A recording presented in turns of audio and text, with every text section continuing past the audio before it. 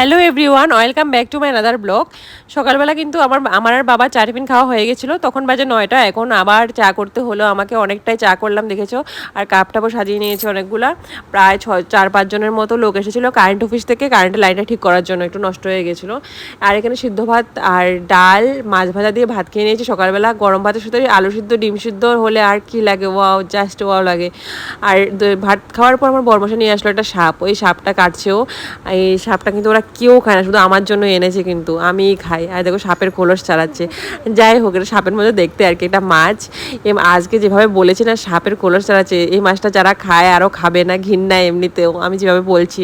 আমি এখন রান্নাবান্না করে নিচ্ছি, এই মাছটা তো কেউ খায় না, তো আমি আলাদা করে রান্না করছি, আমি আমার মতো করে খাবো। সিমের বিচিও দিয়েছি এখানে, আমি বাড়ি থেকে সিমের বিচি নিয়ে এসেছিলাম। আমি এই মাছটাতে কিন্তু সিমের বিচি দিয়ে মানে আমাদের বাড়িতেও দেয় আর কি, তার জন্য আমি এখানেও সিমের বিচি দিই।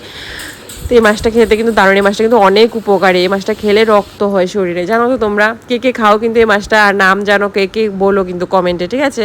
এবার আমাদের ফাইনাল এই হলো কুচে মাছের ফাইনাল একদম রেজাল্ট আর কি রান্নার পর। আর এখানে সন্ধ্যাবেলা পরামর্শ নিয়ে এসেছিলো একটু মিষ্টি, তোমরাও একটু মিষ্টি মুখ করে নাও আমার সাথে। আচ্ছা, তোমরা সবাই কেমন আছো কমেন্টে জানিও তো।